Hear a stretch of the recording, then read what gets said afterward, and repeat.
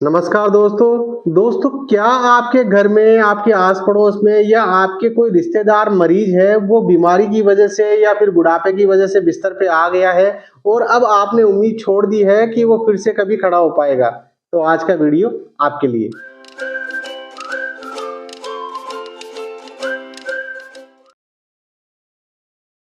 मैं doctor CL Sen स्वागत करता हूं आपका हमारे चैनल डॉक्टर सेन फिजियो में। और आज इस वीडियो में मैं आपको किसी बीमारी की वजह से या फिर शारीरिक कमजोरी की वजह से या फिर बुढ़ापे की वजह से बिस्तर पर पड़े हुए मरीज के लिए ऐसी ही कुछ बेस्ट और मैजिकल एक्सरसाइजेस इस वीडियो में बताऊंगा, जिनको करने से आपके मरीज के हाथ पैरों में मूवमेंट आने लगेगा।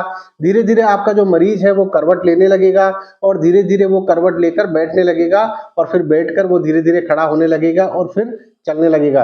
इसलिए मेरी आपको सलाह है कि वीडियो को बिल्कुल भी स्किप ना करें और एंड तक जरूर देखें। और चैनल पे पहली बार विजिट कर रहे हैं तो हमारे चैनल को सब्सक्राइब कर लें, क्योंकि ऐसे ही हेल्थ रिलेटेड कंटेंट्स हम आपके लिए लेकर आते रहते हैं। इस वीडियो में जो भी एक्सरसाइजेस मैं आपको बताऊंगा वो आप किसी भी बीमारी की वजह से बिस्तर पर पड़े हुए मरीज को, चाहे वो पैरालिसिस हो या फिर जीबीएस हो या कोई शारीरिक कमजोरी हो या फिर बुढ़ापे की वजह से बिस्तर पर पड़े हुए मरीज में आप इन एक्सरसाइजेस को करवाते हैं या आपका मरीज इन एक्सरसाइजेस को फॉलो करता है तो निश्चित रूप से उसको फायदा मिलेगा।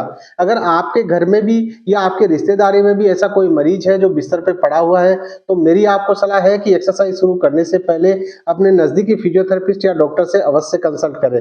और अगर आपको मेरे से कंसल्ट करना है तो आप वीडियो कॉल करके 1 to 1 मेरे से कंसल्ट कर सकते हैं, जिसका नाम मात्र का शुल्क लगता है। अब आपका ज्यादा समय नहीं लेते हुए शुरू करते हैं एक्सरसाइजेस।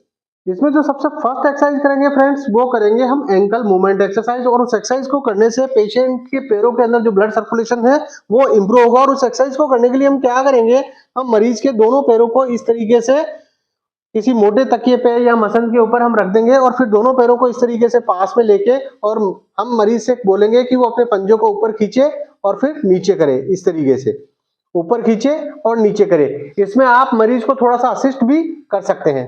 इसके बाद इसमें सेकंड जो एंकल मूवमेंट एक्सरसाइज करेंगे उसमें हम एक एक पैर को लेंगे और एक एक पैर को हम इस तरीके से तकिए पे रखें और पेशेंट को बोलेंगे कि वो अपने पंजे को इस तरीके से गोल गोल घुमाए। इस तरीके से पहले वो क्लॉकवाइज घुमाए और फिर इस तरीके से वो एंटी क्लॉकवाइज घुमाए।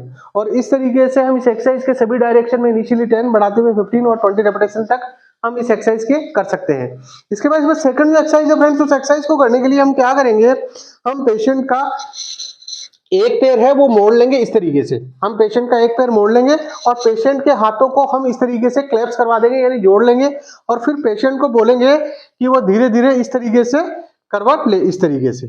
इस तरीके से हम मरीज को करवट दिलवाएंगे और फिर हम उसको इस तरीके से सीधा करेंगे। इस तरीके से करवट दिलवाएंगे और फिर हम इस तरीके से सीधा करेंगे। और इस तरीके से इस एक्सरसाइज के 10 रिपीटेशन में एक साइड और इसी तरीके से हम 10 रिपीटेशन दूसरी साइड इस तरीके से करवाएंगे। और इस एक्सरसाइज को करने से धीरे धीरे आपका जो पेशेंट है वो करवट लेने लगेगा, यानी कि वो रोल करने लगेगा। और उससे भी आपके पेशेंट की जो एब्डोमिनल मसल्स है वो भी इंप्रूव होगी। और साथ ही साथ अगर पेशेंट करवट खुद से करवट लेने लगेगा तो उससे उसको बेड सोर होने की संभावना है वो भी कम हो जाएगी। इसके बाद इसमें थर्ड जो एक्सरसाइज करेंगे फ्रेंड्स, उस एक्सरसाइज को करने के लिए हम क्या करेंगे, हम मरीज के दोनों पैरों को इस तरीके से मोड़ लेंगे। और इन सभी एक्सरसाइज में आप चाहें तो उसको मरीज को सपोर्ट कर सकते हैं। और अगर मरीज खुद से कर सकता है तो बहुत अच्छी बात है। आप पेशेंट के दोनों पैरों को इस तरीके से मुड़वा लेंगे और दोनों पैरों को रोक के रखते हुए आप मरीज को बोलेंगे कि वो अपनी कमर को धीरे धीरे ऊपर उठाए। इस तरीके से पेशेंट को बोलेंगे कि वो अपनी कमर को ऊपर उठाए, जितना देर वो रोक सकता है उतना रोके और फिर धीरे धीरे वापस इस तरीके से नीचे रख दे। और इस तरीके से जब आप इस एक्सरसाइज को करवाएंगे तो इस एक्सरसाइज को करने से मरीज के जो कूल्हे की जो मांसपेशियां हैं, कमर की जो मांसपेशियां हैं वो स्ट्रेंथ होगी और इस एक्सरसाइज से भी काफी अच्छा फायदा मरीज को मिलेगा। और इस तरीके से आप इस एक्सरसाइज के भी इनिशियली 10 बढ़ाते हुए 15 और 20 रेपिटेशन तक आप इस एक्सरसाइज के भी कर सकते हैं। इसके बाद इसमें अगली जो एक्सरसाइज है फ्रेंड्स, उस एक्सरसाइज को करने के लिए हम क्या करेंगे, हम मरीज के पैरों को इसी पोजीशन में रखेंगे और दोनों पैरों को इस तरीके से पास में रख देंगे। इस तरीके से अगर आपका जो पेशेंट है वो पैरों को इस तरीके से होल्ड नहीं कर पा रहा है तो आप चाहे तो किसी भी तौलिए या कपड़े से उन दोनों पैरों को इस तरीके से बांध सकते हैं। और फिर आप मरीज को बोलेंगे कि वो दोनों पैरों को इस तरीके से एक साइड में इधर की साइड लेके आएगा और फिर उस तरीके से दोनों साइड लेके जाएगा। इसमें आप पेशेंट के जो हाथ है उनको आप ऊपर करवा सकते हैं इस तरीके से, ताकि इससे आपकी जो रेंज है वो पूरी आ जाए। और इस तरीके से जब मरीज दोनों तरफ करेगा तो ये एक रिपीटेशन होगा। और इस एक्सरसाइज को करने से मरीज की जो कोर मसल्स है, जो एब्डोमिनल मसल्स है, जो कमर की जो मांसपेशियां हैं, उनमें स्ट्रेंथ डेवलप होगी और धीरे धीरे मरीज को करवट लेने में भी आसानी होने लगेगी। तो इस एक्सरसाइज को कराने से एक तो मरीज है वो खुद से करवट लेने लगेगा और इससे मरीज की जो कमर की जो मांसपेशियां हैं वो डेवलप होगी। हम दोनों तरफ कराएंगे इसको तो ये एक रिपीटेशन होगा। और इस तरीके से हम इस एक्सरसाइज के भी इनिशियली 10 बढ़ाते हुए 15 और 20 रिपीटेशन तक हम इस एक्सरसाइज के भी करा सकते हैं। इसके बाद इसमें अगली जो एक्सरसाइज है फ्रेंड्स, उस एक्सरसाइज को करने के लिए हमको क्या है कि एक जिम बॉल या फिजियो बॉल की जरूरत पड़ेगी। और उस जिम बॉल या फिजियो बॉल को हम क्या करेंगे, हम मरीज के दोनों पैरों के नीचे इस तरीके से लगा देंगे। इस तरीके से लगाने के बाद हम मरीज को बोलेंगे कि वो अपने दोनों पैरों को इस तरीके से मोड़े और फिर सीधा करे। इस तरीके से मरीज को बोलेंगे कि वो दोनों पैरों को मोड़े और सीधा करे। इसमें आप चाहें तो मरीज को थोड़ा असिस्ट कर सकते हैं। और इस तरीके से जब आप ये एक्सरसाइज कराएंगे तो इससे ना केवल हिप और नी की जो रेंज है वो इंप्रूव होगी और इससे आप मरीज के जो घुटने हैं, मरीज के जो कूल्हे की जो मांसपेशियां हैं वो भी डेवलप होगी। इस तरीके से इस एक्सरसाइज के हम इनिशियली 10 बढ़ाते हुए 15 और 20 रेपिटेशन तक हम इस एक्सरसाइज के करा सकते हैं। इसके बाद इसमें अगली जो एक्सरसाइज है फ्रेंड्स, उस एक्सरसाइज को कराने के लिए हम क्या करेंगे, हम मरीज के घुटनों को इस तरीके से 90 डिग्री पे मोड़ के रखेंगे और फिर हम मरीज को बोलेंगे कि वो अपने दोनों एडियो से इस बॉल को नीचे की तरफ दबाए। इस तरीके से 1 सेकंड रोकेंगे, देन रिलैक्स। मरीज को बोलेंगे कि वो दोनों पैरों से अपने नीचे जो जिम बॉल है उसको दबाए, रोके 1 सेकंड, देन रिलैक्स। और इस तरीके से आप जब इस एक्सरसाइज को कराएंगे तो इससे मरीज की जो हैमस्ट्रिंग मसल्स है वो स्ट्रेंथ होगी। और इस तरीके से आप इस एक्सरसाइज के भी इनिशियली 10 बढ़ाते हुए 15 और 20 रेपिटेशन तक आप इस एक्सरसाइज के भी कर सकते हैं। इसके बाद में अगली जो एक्सरसाइज है फ्रेंड्स, उस एक्सरसाइज को करने के लिए हम क्या करेंगे कि हम मरीज को बोलेंगे कि वो अपने दोनों पैरों को इस तरीके से जिम बॉल के ऊपर या फिजियो बॉल के ऊपर लगा लेगा और आप उस जिम बॉल को होल्ड कर सकते हैं इस तरीके से, या आप चाहे तो किसी दीवार के सहारे भी इस एक्सरसाइज को करा सकते हैं। अब मरीज को बोलेंगे कि वो इस जिम बॉल को पुश करे। पुश करो, 1 से 2 सेकंड रोकेंगे, देन रिलैक्स। पुश करेंगे, 1 से 2 सेकंड रोकेंगे, देन रिलैक्स। और इस एक्सरसाइज को करने से मरीज के जो घुटने हैं उनकी जो मांसपेशियां हैं, कूल्हे की जो मांसपेशियां हैं वो स्ट्रेंथ होगी। और इस तरीके से आप इस एक्सरसाइज के भी इनिशियली 10 बढ़ाते हुए 15 और 20 रेपिटेशन तक आप इस एक्सरसाइज के भी करा सकते हैं। इसके बाद इसमें 3 एक्सरसाइज मैं हाथों की बता रहा हूं जिनको कराने से मरीज के कंधे, एल्बो और हाथों की जो मांसपेशियां हैं वो इंप्रूव होगी और उससे कंधे की और हाथों की कोहनी की जो रेंज है वो भी इंप्रूव होगी। तो उन एक्सरसाइज को कराने के लिए हम क्या करेंगे, हम मरीज के दोनों हाथों को इस तरीके से बंधवा देंगे, यानी वो अपने दोनों हाथों को इस तरीके से वो क्लैप्स कर लेगा और फिर हम मरीज को बोलेंगे कि वो दोनों हाथों को इस तरीके से धीरे धीरे ऊपर उठाए और दोनों कोहनियों को सीधा करे। इस तरीके से ऊपर उठाएगा और फिर धीरे धीरे कोहनियों को मोड़ते हुए अपने हाथों को इस तरीके से, अपनी कोहनियों को इस तरीके से नीचे टिकाए। इस तरीके से सीधा ऊपर उठाए और फिर धीरे धीरे मोड़ता हुआ अपनी कोहनियों को इस तरीके से नीचे टिकाए। और इस एक्सरसाइज को कराने से आपकी एल्बो की जो एक्सटेंसर मसल्स है वो स्ट्रेंथ होगी। इसके बाद इसमें सेकंड जो एक्सरसाइज होगी, उस एक्सरसाइज में मरीज क्या करेगा, अपने दोनों हाथों को धीरे धीरे इस तरीके से अपने सर के ऊपर लेके जाएगा जहां तक वो लेके जा सकता है और इस तरीके से फिर वो आगे वापस लेके आएगा।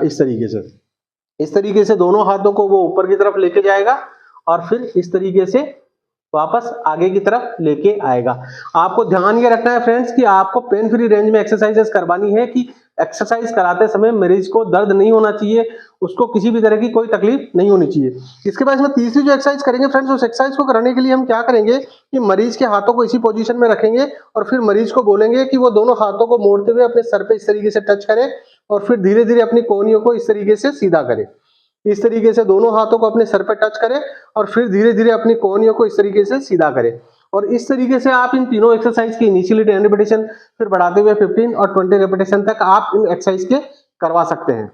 अब मैं आपको बता रहा हूं कि मरीज को बैठाना कैसे है, किस तरीके से आप मरीज को बैठना सिखाएंगे। तो उसके लिए आप क्या करेंगे कि पहले एक पैर, मरीज के एक पैर को इस तरीके से मोड़ लेंगे इस तरीके से, और फिर आप क्या करेंगे, आप मरीज के एक हाथ को इस तरीके से लाते हुए धीरे धीरे मरीज को बोलेंगे कि वो करवट ले इस तरीके से। फिर आप क्या करेंगे कि आप मरीज के दोनों पैरों को इस तरीके से मोड़ते हुए बेड से नीचे लेके आएंगे और साथ में मरीज को बोलेंगे कि वो भी कोशिश करे अपने पैरों को इस तरीके से नीचे उतारने की। और फिर आप क्या करेंगे, आप मरीज का एक हाथ है वो इस तरीके से टिका देंगे और फिर आप क्या करेंगे, मरीज को असिस्ट कराते हुए इस तरीके से धीरे धीरे आप बैठाएंगे। और इस तरीके से आपका जो मरीज है वो बैठना सीखेगा।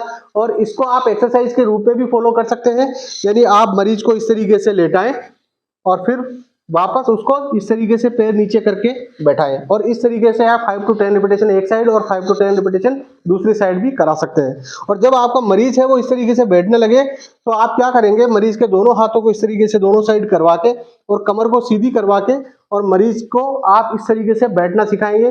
जब आपका मरीज बैठने लगे तो फिर अपन क्या करेंगे कि बैठने में बैलेंसिंग वाली एक्सरसाइजेस भी हम ऐड करेंगे। इसमें सिटिंग में बैलेंस कराने के लिए हम क्या करेंगे कि मरीज को इस तरीके से बैठा देंगे, एक हाथ को हम मरीज के टिका देंगे। अगर पैरालिसिस का पेशेंट है तो जिस हाथ में उसको पैरालिसिस है उस हाथ को हम इस तरीके से टिका देंगे और दूसरे वाले हाथ से मरीज क्या करेगा कि हम उसको इस तरीके से डिफरेंट डिफरेंट डायरेक्शन में चाबी पकड़ाएंगे। पकड़िए चाबी को इस तरीके से और इस तरीके से इधर दीजिए चाबी को इस तरीके से।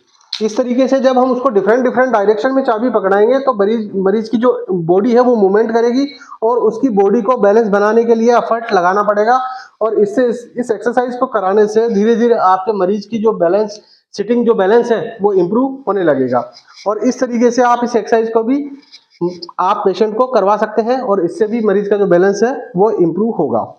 इस तरीके से आशा करता हूं मेरे द्वारा बताई गई एक्सरसाइजेज आपको समझ में आई होगी। फिर भी अगर आपके मन में कोई सवाल हो तो आप कमेंट बॉक्स में कमेंट करके पूछ सकते हैं। मैं कोशिश करूंगा आपके हर एक सवाल का जवाब देने की। और अगर आपको वीडियो पसंद आया हो तो लाइक एंड शेयर जरूर करें और चैनल पर पहली बार विजिट कर रहे हैं तो हमारे चैनल को सब्सक्राइब कर लें। मिलते हैं अगले वीडियो में नए टॉपिक के साथ, तब तक के लिए bye bye, thanks for watching.